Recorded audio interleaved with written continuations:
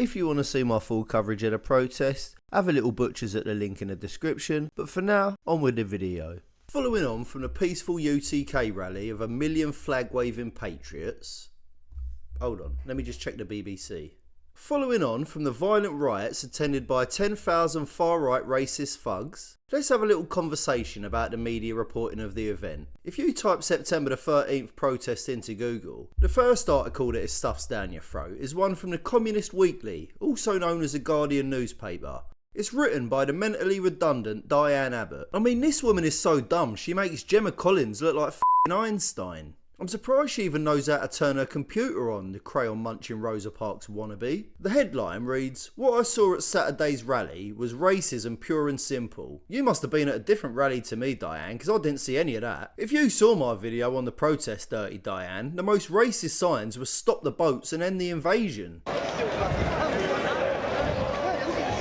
If wanting a working border in your own country is racist, then call me Hitler and pass me a bratwurst. I mean, there's so much wrong with this article, it's hard to know where to start. It's actually winding me up reading this nonsense. There's more truth in a f***ing Harry Potter novel than this drivel. Anyway, I'm not going to address every inaccuracy, because, well, YouTube has a 9-hour limit on videos. We'll just look at the biggest whoppers. So first of all, she says she felt threatened. Diane, you half-brained donkey. How are we supposed to control your fragile emotions? We can't even control our own bloody border. If you feel threatened by flag-waving patriots, you might need to get hold of one of those emotional support animals. I would recommend a cat, because you're acting like a right pussy. Secondly, she says people are only talking about one thing, immigration. I mean, that's a porky pie for a start.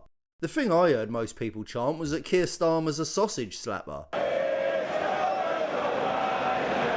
Immigration was a big element though, and why shouldn't it be? You wouldn't invite any Tom, Dick or Harry into your own home, so why are we inviting any Sanjeev Ahmed or Vishnu into our country? That ain't racist, it's common sense. Although it is clear Diane the donkey doesn't have much of that. Next up, she claims that some of them were attacking the Bacon Brigade and spitting at people like me. What do you mean, people like you? Far left numpties? Brain dead communists? Utter cunts? Oh, maybe she means brown people. You know, like the ones that were attending the UTK protest. What were they doing? Spitting at themselves? That's called dribbling, Diane. Something you're probably very familiar with. Maybe you're far right too. Next up, she claims that dissolution of Parliament and a new vote isn't how we do democracy in the UK. To be fair, she is right with this one. How we do democracy in the UK is lie to the public before you're in power, gaslight them when you finally get there, and basically do everything nobody wants and nothing everyone does. Then desperately cling on to power for the next 4 years while implementing every dystopian law you can shake a Klaus Schwab at, and label anyone that disagrees with you as Hitler and Charles Manson's love child. Now this next paragraph claims that a Sikh woman was vaped, you know, for the YouTube algorithm not to block me, up north by a load of white men shouting you don't belong in this country, get out now. Now if this woman really was vaped, obviously that's completely abhorrent, but think about the scene. Gang vaping someone while shouting at them to get out of your country. It's so ridiculous it's almost comical.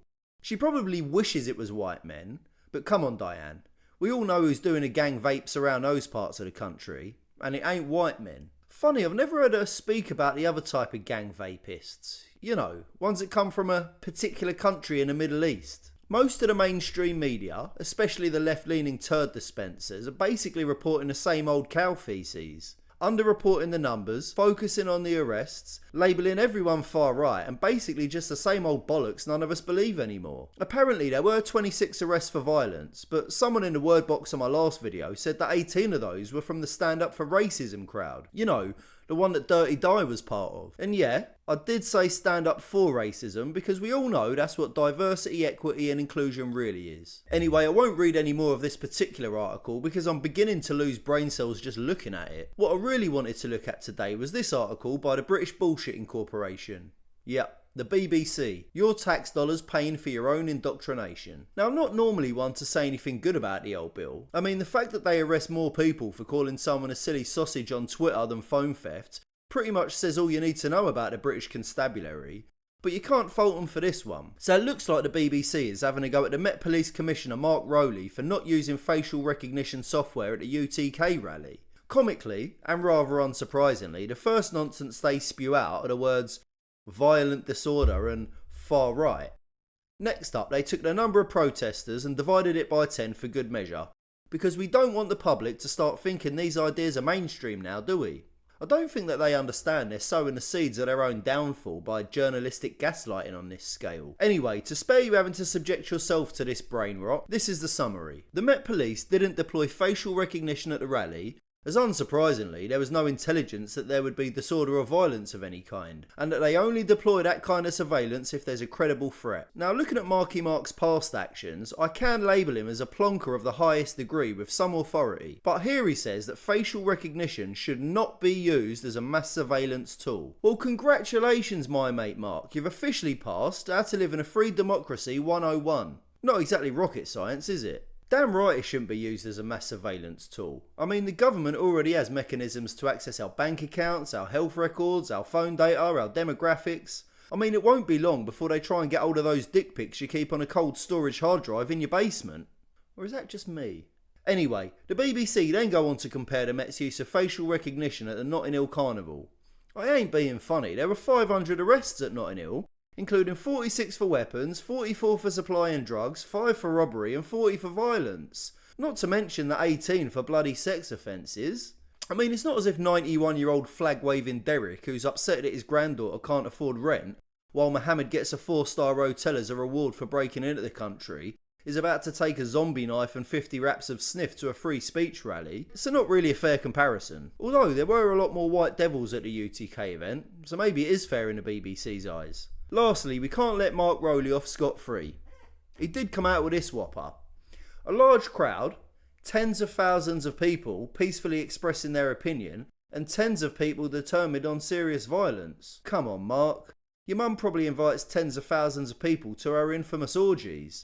We both know there's a lot more people than that at a rally, and the tens of people determined on serious violence were probably from the Stand Up for Racism crowd. Final thoughts. Facial recognition and digital IDs are all part of the plan to turn the freedom-loving West into a dictatorship worse than communist China. It ain't about safety, it's about control. They want to control your finances, your social media posts, what you eat, what you drink, what you read, and lastly, what you think. So never forget what Benjamin Franklin said.